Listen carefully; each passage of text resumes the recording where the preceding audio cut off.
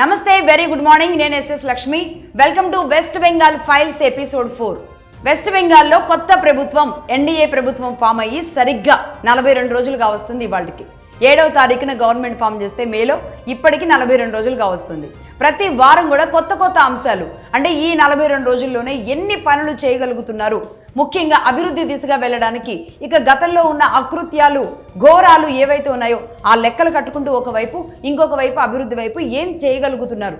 ఈ 42 రోజుల్లో ప్రతి వారం కూడా ఏదో ఒక విషయం, కొత్త విషయాలని తెర మీదకి వస్తున్న పరిస్థితి ఉంది. అందులో భాగంగానే మగధా న్యూస్ ఎక్స్క్లూజివ్గా ప్రతి శనివారం వెస్ట్ బెంగాల్ ఫైల్స్ అన్న కోణంలో మనం అనేక విషయాలు చెబుతూ ఉన్నాం. అందులో భాగంగా ఇవాళ ఎపిసోడ్ 4లో ఇప్పుడు మనం చెప్పబోయే అంశాలు ఏంటి, వెస్ట్ బెంగాల్లో ఈ వారం రోజుల్లో జరిగిన అంశాలు ఏంటి అనే దాని గురించి మాట్లాడదాం. అదేంటి అంటే దుర్గాపూర్ బొగ్గు గనులు. నేను మొట్టమొదటి ఎపిసోడ్ 1లో కూడా చెప్పాను, ఇదే దుర్గాపూర్ బొగ్గు గనులు. ఇది ఈస్టర్న్ కోల్ ఫీల్డ్స్ అంటారు. ఈస్టర్న్ కోల్ ఫీల్డ్స్ మొత్తం మీద మమతా బెనర్జీ మేనల్లుడైన అభిషేక్ బెనర్జీ కూర్చున్నాడు. ఏ స్థాయిలో అంటే వే బిల్స్, అలాగే టోల్ గేట్స్కి సంబంధించిన నకిలీ బిల్స్, టోల్ బిల్స్, వీటన్నింటినీ కూడా నకిలీవి సృష్టించి ఏ విధంగా రోడ్లు దాటించడం, దేశం దాటించడం అనేది ఏ విధంగా చేశారు అని పూర్తిగా ఇప్పుడు ఈడీ సిబిఐ ఎంక్వైరీ పెట్టినట్టుగా తెలుస్తోంది. అందులో భాగంగా ఇక్కడ దుర్గాపూర్ దగ్గర నుంచి ఏ లారీల్లో ఏ విధంగా ఏ రోడ్డు మార్గాన్ని వెళ్ళేవి, వీళ్ళు మాత్రమే ఒక గ్రీన్ ఛానల్ ఏర్పాటు చేసుకుని, అంటే ఎక్కడ కూడా ఆ వెహికల్ని ఎవరు ఆపకుండా ఒక గ్రీన్ ఛానల్ ఏర్పాటు చేసుకుని ఎలా తీసుకువెళ్ళగలిగారు అనేది అర్థం కావడం లేదు ఒక రకంగా. ఎందుకంటే అంత బొగ్గుని తరలించడం అంటే సామాన్యమైన విషయం కాదు.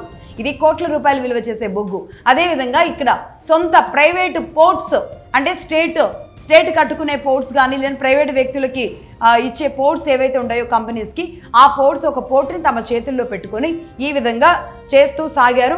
దీని మీద ఒక వ్యక్తిని కూడా అరెస్ట్ చేసినట్టుగా తెలుస్తోంది. ఈడీ విచారణకి అతన్ని అరెస్ట్లో భాగంగా ఈడీ విచారణ అతడి మీద చేసేటట్టుగా తెలుస్తోంది. అతడు ఎవరు అంటే అభిషేక్ బెనర్జీకి రైట్ హ్యాండ్ లాగా ఉంటాడు ఈ కోల్ ఫీల్డ్స్లో మొత్తంలో కూడా. అతడే అనూప్ మాజీ అలియాస్ లాలా అంటారు అతన్ని.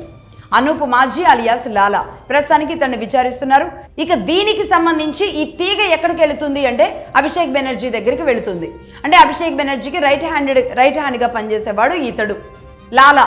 ఈ లాలాని విచారిస్తే కనుక మొత్తం నిజాలు బయటకు వస్తాయని చూస్తున్నారు. కేవలం ఇది ఒకటే కాదు, ఈ కోల్ ఫీల్డ్స్ ఒకటి మాత్రమే కాదు, ఏది పట్టుకున్నా సరే ఆ తీగలు అభిషేక్ బెనర్జీ దగ్గరికే వెళుతున్నాయి. మమతా బెనర్జీ మేనల్లుడు అభిషేక్ బెనర్జీ దగ్గరికి వెళుతున్నాయి.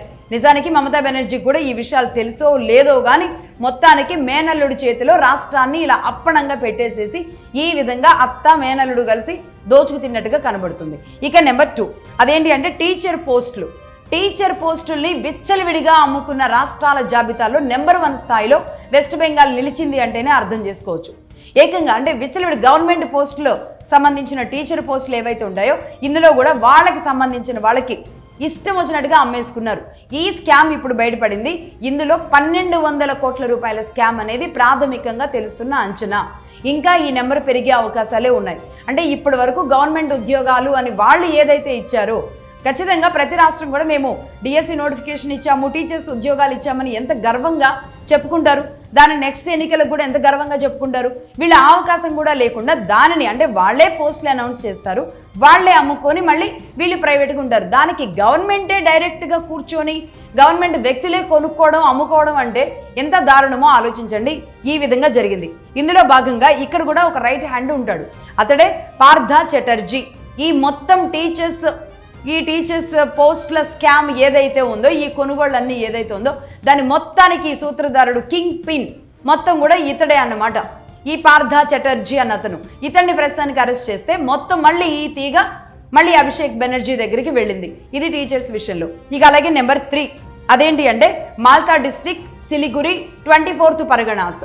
ఈ ప్రాంతాలు ఏవైతే ఉన్నాయో ఆ ప్రాంతాల్లో పర్టికులర్గా టీఎంసీ అధికారంలో ఉన్నప్పుడు జరిగిన ఈ లోకల్ బాడీ ఎలక్షన్స్ ఉంటాయి కదా, జెడ్పీటీసీ కానీ ఎంపీటీసీ కానీ ఇలాంటివి ఏవైతే జరుగుతాయో అక్కడ జరిగిన ఎన్నికల సందర్భంలో తమకు ఎదురు తిరిగిన వాళ్ళని దాదాపుగా ఈ ప్రాంతాల్లో 90 మందిని చంపేసినట్టుగా లెక్కలు తేలుతున్నాయి. స్థానిక సంస్థల ఎన్నికల్లో ఖచ్చితంగా ఆ హోరు ఇంకొస్త ఫైట్ ఎక్కువగా ఉంటుంది. అందులో భాగంగా ఏ పార్టీ అనో మరి సొంత పార్టీ వాళ్ళని చంపుకున్నారో, ప్రత్యర్థుల్ని చంపారో తెలియదు కానీ ఈ 3 ప్రాంతాల్లోనే 90 మందిని కేవలం స్థానిక ఎన్నికల సెంట్రిక్గానే చంపినట్టుగా లెక్కలు అందుతున్న పరిస్థితి ఉంది. ఒక రకంగా ఇందులో మొన్న ఎపిసోడ్లో కూడా మనం చెప్పాం, షాజహాన్ అని ఒక రౌడీ షీటర్ ఎలాంటి వాళ్ళు ఉన్నారు, వీళ్ళందరికీ కూడా గుండు కొట్టించి చెప్పులు దండలేసి పబ్లిక్కే రోడ్డు మీద తిప్పేలాంటి, పోలీసులే రోడ్డు మీద తిప్పేలాంటి పరిస్థితి ఉంది. అంటే ఏ విధంగా, ఏ స్థాయిలో అకృత్యాలు, అంటే భయం గుప్పెట్లో బిక్కుమంటూ అనేక ప్రాంతాల్లోని వెస్ట్ బెంగాల్ ప్రజలు గడిపారు. అందుకే నేను అంటున్నా, నిజానికి వీళ్ళకి ఇప్పుడు నిజమైన స్వాతంత్రం వచ్చింది. భారతదేశానికి 47లో వస్తే ఇప్పుడు 2026లో వెస్ట్ బెంగాల్ ప్రజలకి స్వాతంత్రం వచ్చిందన్నమాట. అందుకే అమిత్ షా గారు మరి కాలికి బలపం కట్టుకొని అక్కడ కూర్చున్నారు. ఎన్నికల తర్వాత కూడా ప్రతి క్షణం అబ్జర్వ్ చేస్తూనే అక్కడ ఏం జరుగుతుందో ఎవ్రీడే డేటా తెచ్చుకుంటున్నారు. కేంద్ర హోంశాఖ మంత్రి, హోమ్ మినిస్ట్రీ కూడా దీని మీద అంత సీరియస్గా పనిచేస్తుంది. హోంశాఖ మొత్తం వెస్ట్ బెంగాల్ మీద ప్రస్తుతానికి సీరియస్గా పనిచేస్తున్న పరిస్థితి ఉంది. రైట్, ఇది ఇలా ఉంటే ఇక నెంబర్ 4 అదేంటి, ఆర్గనైజ్డ్ క్రైమ్స్, ఆర్గనైజ్డ్ నేరాలు. ఇది కూడా ప్రభుత్వానికి సంబంధించిన వ్యక్తులు, టీఎంసీ కార్యకర్తలే దగ్గరుండి ఇక అకౌంట్లు ఓపెన్ చేసి కూర్చుంటారన్నమాట. ఏ అకౌంట్లు? ఎంఆర్ఓ ఆఫీసులో అకౌంట్లు. ప్రైవేటు వ్యక్తులుగా ఎవరైనా సంపాదించుకున్న వాళ్ళ ఆస్తులు కానీ, లేదంటే గవర్నమెంట్కి మాత్రమే కనబడుతున్న ఆస్తులు కానీ, అంటే ఏ ప్రాపర్టీస్ అయినా, ల్యాండ్స్, రెవెన్యూ డిపార్ట్మెంట్కి సంబంధించిన ల్యాండ్స్ అన్నీ కూడా ప్రైవేటు వ్యక్తులు కానీ, లేదంటే గవర్నమెంట్ భూములు కానీ, లేదు అంటే ఇంకెవరైనా బీజేపీ నాయకులకి, కార్యకర్తలకి, వాళ్ళకి సంబంధించిన భూములు కానీ ఇష్టం వచ్చినట్టుగా ఎంఆర్ఓ ఆఫీసులో కూర్చొని వాళ్ళగా వాళ్ళు ఎన్నో ఎకరాల భూములన్నీ కూడా రాసేసుకున్నారు. కొన్ని ప్రాంతాల్లో ఇష్టం వచ్చినట్టుగా రాసేసుకున్నారు. కేవలం టీఎంసీ కార్యకర్తల ఆధ్వర్యంలోనే ఎంఆర్ఓ ఆఫీసుల్లో. దీనికి ఏం చేస్తారో తెలుసా, ఈ ఫైల్స్ ఏవైతే ఉంటాయో పాత ఫైల్స్ అనేది కనబడకూడదు కాబట్టి రెవెన్యూ ఆఫీసుల్ని తగలబెట్టేస్తారు. ఈ తగలబెట్టేసిన తర్వాత వాళ్ళ గురించి ఎంక్వైరీలు మొదలవుతాయి. వెతుకుతారు, ఎక్కడ దొరకరు. ఈ విధంగా అంటే కేవలం వీళ్ళు రాసుకున్న భూములు ఎవరికి వెళ్ళిపోయినాయో ఏంటో కోర్టుల చుట్టూ తిరిగినా కోర్టులు కూడా ఏమీ స్పందించవు. అంటే ఏ వ్యక్తి కూడా నా భూమి సురక్షితం, నా భూమి రక్షణలో ఉంది అని చాలా ప్రాంతాల్లో చాలా మంది ప్రజలు ఈ విషయంలో కూడా బిక్కుమంటూ గడిపారు అనేది ఇప్పుడు బయటకు వస్తున్న ఒక అంశం. ఎంఆర్ఓ ఆఫీసు రికార్డ్స్ మొత్తాన్ని కూడా తగలబెట్టేస్తూ ఇష్టం వచ్చినట్టుగా ఎన్ని ఎంఆర్ఓ ఆఫీసులు ఇప్పటివరకు తగలబడ్డాయి, అక్కడ ఉన్న భూములు ఎవరెవరై మిస్ అయినాయి, ఆ విషయంలో పబ్లిక్కి ఓపెన్గా చెప్పి వాళ్ళందరికీ కూడా ఒక చిన్న గవర్నమెంట్ ఇప్పుడు నెక్స్ట్ లెవెల్లో వాటి కోసం ఒక ఏర్పాటు చేసే అవకాశాలు కనబడుతున్నాయి. ఎవరి భూములు ఎక్కడెక్కడ మిస్ అయినాయి అనేది ఈ విధంగా జరిగిందనమాట. ఇది నెంబర్ 4. అలాగే ఇక నెంబర్ 5 అవే అన్ఐడెంటిఫైడ్ కేసెస్, యూఐ కేసెస్ అంటారు. ఈ అన్ఐడెంటిఫైడ్ కేసెస్ ఏంటి అంటే ఈ విధంగా ఇప్పటి వరకు నేను చెప్పినట్టుగా ఈ 90 మందిని చంపిన వాళ్ళు కానీ, లేదు అంటే ఇట్లా రెవెన్యూ ఆఫీసుల్ని, ఎంఆర్ఓ ఆఫీసుల్ని కాల్ చేసిన వాళ్ళు కానీ, వీళ్ళందరికీ సంబంధించి కేసులు ఫైల్ అవుతాయి. ఇక్కడ ఈ ఇన్సిడెంట్ జరిగింది, దీని మీద ఒక 20 మంది పాల్గొన్నారు అని చెబుతారు. కానీ వాళ్ళు ఎక్కడున్నారు, ఎవరు, ఏంటి అనేది దొరకదు. ఏమవుతారు వీళ్ళంతా అంటే బంగ్లాదేశ్ నుంచి తీసుకొచ్చి వీళ్లతో సపరేట్గా క్రైమ్ చేపించి పంపించేస్తారు. ఆ తర్వాత ఇదే పోలీస్ స్టేషన్లో అన్ఐడెంటిఫైడ్ కేసెస్ అని చెప్పి వీటిని కొన్ని రోజుల తర్వాత క్లోజ్ చేసేస్తారు. అంటే ఎన్ని రోజులైనా సరే దొరకలేదు అని. ఎందుకంటే ప్రతి పోలీస్ స్టేషన్లో కూడా ఎన్ని కేసులు నమోదయ్యాయి, వాటికి ఎన్ని సాల్వ్ చేయగలిగారు అనేది ఒక రిపోర్ట్ ఇవ్వాల్సి ఉంటుంది. ఈ రిపోర్టు నేపథ్యంలో అన్ఐడెంటిఫైడ్ కేసెస్ అనే లిస్టు చాంతాడంతుంది. మిగతా కేసుల కంటే కూడా అన్ఐడెంటిఫైడ్ లిస్టుల కేసే చాంతాడంతుంది. నమోదు చేయకపోతే ఖచ్చితంగా నమోదు చేయాల్సింది, ఇన్సిడెంట్ జరిగింది కాబట్టి. కానీ వీటిలన్నింటినీ కూడా చాలా ఈజీగా, ఎందుకంటే రేపు మమ్మల్ని అడిగే వాళ్ళు ఎవరు ఉంటే గింటే మా వాళ్లే ఉంటారు కాబట్టి రాయాలి, కాబట్టి రాసామన్నట్టుగా ఈ విధంగా నిజానికి పోలీస్ స్టేషన్లోనే రక్షించాల్సిన వాళ్ళే ఈ విధంగా క్రైమ్లు చేసుకునేలాగా, ఈ క్రైమ్స్ చేసిన వాళ్ళని రక్షించేలాగా ఇంత దారుణంగా నిట్ట నిలువున పోలీస్ స్టేషన్లు ఈ విధంగా పనిచేశాయి. అంటే రాజ్యమే నేరాలు చేసుకుంటూ వచ్చింది, రాజ్యమే క్రైమ్స్ చేసింది, రాజ్యమే దోచుకుంది, రాజ్యమే దొంగల్ని తయారు చేసింది, ఇదే రాజ్యం దొంగల్ని బయటకు కూడా పంపించేసుకుంటూ ఉంది. ఈ విధంగా చేశారు ఇదే వెస్ట్ బెంగాల్లో పోలీస్ స్టేషన్ల విషయంలో. ఇక నెంబర్ 6 దొంగ పాస్పోర్ట్ల అంశం. దాదాపుగా 1,00,000 దొంగ పాస్పోర్ట్లు తయారు చేసినట్లుగా ప్రస్తుతానికి అందుతున్న ఒక అనధికార సమాచారం. దీనికి సంబంధించి అధికారికంగా ఈ లెక్క ఇంకా పెరిగే అవకాశాలే కనబడుతున్నాయి ఇక్కడ. ఇందులో భాగంగా రీజనల్ పాస్పోర్ట్ ఆఫీస్ దగ్గర నుంచి ఆ డేటా తీసుకోవడానికి పోలీసులు ఆల్రెడీ అదే ప్రయత్నాల్లో ఉన్నారు. అందులో భాగంగా ప్రస్తుతానికి అందుతున్న సమాచారమే 1,00,000 దొంగ పాస్పోర్ట్లు తయారు చేశారు. ఎలా సాధ్యం అవుతుంది? ఇది రీజనల్ పాస్పోర్ట్ ఆఫీసులో సాధ్యం కాదు. ఎక్కడ సాధ్యం అవుతుంది? కలెక్టర్ ఆఫీసులు సెంట్రిక్గా పెట్టుకున్నారు. కలెక్టర్ ఆఫీసులకి అనుసంధానంగా ప్రతి రాష్ట్రాల్లో కూడా పనిచేస్తున్నది ఇదే ఈ సేవ మీ సేవ లాంటి కార్యక్రమాలు అవి పనిచేస్తూ ఉంటాయి అనుసంధానంగా. ఈ పాస్పోర్ట్లు, బర్త్ సర్టిఫికెట్లు వీటన్నింటికి ఈ సెంటర్లు ఏవైతే ఉన్నాయో అవి పూర్తిగా కొన్నింటిని వీళ్ళు ఏం చేశారు అంటే టీఎంసీ కార్యకర్తలకి మాత్రమే ప్రతి జిల్లాలో ప్రతి ప్రాంతాల్లో ఉండేలాగా ఏర్పాటు చేసుకున్నారు. అప్పుడేమవుతుంది అంటే ఆ కేంద్రాల దగ్గరికి వెళ్ళినప్పుడు వీళ్ళు ఈ సర్టిఫికేట్స్ అన్నీ సబ్మిట్ చేయకపోయినా ఈ టీఎంసీ కార్యకర్త ఎవరో ఆయన ఇచ్చే సర్టిఫికేట్ ఒకటి ఉంటుంది, అది ఇచ్చాడు అంటే కనుక అతడికి పాస్పోర్ట్ కాపీ ఇవ్వచ్చు, అంటే అప్లై చేయడానికి అర్హుడవుతాడన్నమాట. ఏ టీఎంసీ కార్యకర్తనో ఏ టీఎంసీ మనిషి ఇతడు మనోడే అని చెప్పి ఇస్తారు. ఈ బర్త్ సర్టిఫికేట్లు ఇవన్నీ పెట్టాల్సిన అవసరం కూడా ఉండదు, రైట్? ఆ విధంగా పెట్టినట్టుగా చేస్తారు, క్రియేట్ చేస్తారు. వీలైతే దాదాపుగా క్రియేట్ చేస్తారు. ఆ క్రియేట్ చేసింది పూర్తి స్థాయిలో వీళ్ళు ఈ మీ సేవా ఆఫీసర్లు వీళ్ళు పకడ్బందీగా ఎక్కడ కూడా కలెక్టర్ ఆఫీసులో కానీ రేపు ఈ రీజనల్ పాస్పోర్ట్ ఆఫీసులో కానీ ఎక్కడ ఎవరికి డౌట్ రాకుండా ఆ ఫైల్ తయారు చేస్తారన్నమాట. సరే, ఇక్కడ దాకా వాళ్ళు ఆడించేది ఆ విధంగా ఉంటుంది. ఇక నెక్స్ట్ లెవెల్లో ఏముంటుంది, ఇక్కడ స్పెషల్ బ్రాంచ్ పోలీసులు ఎంక్వైరీకి వస్తూ ఉంటారు. మనం పాస్పోర్ట్ తీసుకోవాలనుకున్న స్పెషల్ బ్రాంచ్ పోలీసులు ఎలా ఇంటికి వచ్చి అడ్రస్ చూసుకొని పక్కింటి వాళ్ళని కూడా వాళ్ళు కూడా ఓన్ హౌసా రెంట్ హౌసా దాదాపుగా చుట్టుపక్కల పరిసరాలన్నీ పరిశీలించుకునే కదా వెళతారు.